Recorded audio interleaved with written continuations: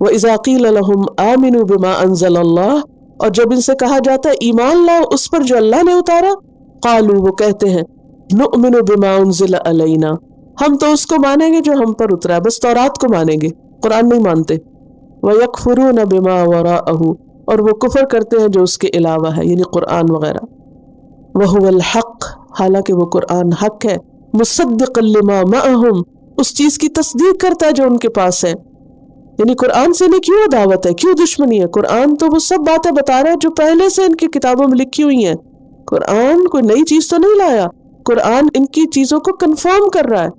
قرآن تو ان سے تعصب نہیں رکھتا، انہیں کیوں قرآن سے ضد ہے؟ قُلْ فَلِمَ تَقْتُلُونَ أَنْبِيَاءَ اللَّهِ، ان سے پوچھئے تم اللہ کے نبی کو کیوں قتل کرتے رہے ہو؟ من قبل، اس سے پہلے۔ اگر تم کہتے ہو کہ ہم صرف اپنے نبی مانیں گے اور اپنی کتاب مانیں گے تو پھر اپنے نبیوں کو کیوں قتل کیا تھا تم نے؟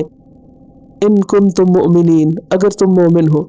تو اس آیت سے یہ پتہ چلتا ہے کہ گروہی تعصب جو ہوتا ہے، تعصب کیا ہوتا ہے؟ باعث ہونا، کہ جو ہمارے پاس ہے بس ہم اس کو مانیں گے، جو ہمارے بزرگ کہتے ہیں بس ہم وہ لیں گے، جو ہمارے خاندان کی روایتیں ہیں بس ہم وہ لیں گے، دوسروں کی بات کو نہیں قبول کریں گے۔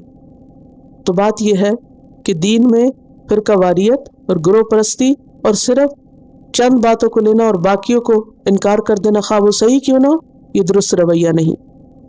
اور پھر یہ ہے کہ اس آیت سے بھی پتہ چلتا ہے کہ اللہ سبحانہ وتعالیٰ بہت زبردست اور خوبصورت طریقے سے ان کی باتوں کا رد کرتے۔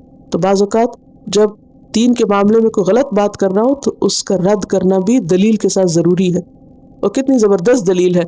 تم کہتے ہو کہ ہم اپنی کتاب مانیں گے، اپنے پیغمبر مانیں گے، وہ اپنے پیغمبروں کے ساتھ کیا سلوک کیا تھا؟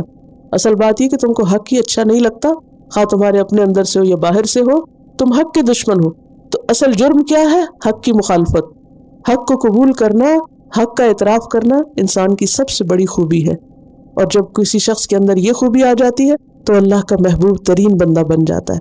تو اللہ تعالی ہم سب کو اس کی توفیق دے کہ حق جہاں بھی ہو ہم اسے قبول کر لیں، اور اسے قبول کرنے میں کبھی بھی تاخیر سے کام نہ لیں، اور اللہ ہمارے اندر کی ضد، حسد اور تعصبات کو دور کر دے اور ہمیں دوسروں کے لیے خیر و بھلائی کا ذریعہ بنائے۔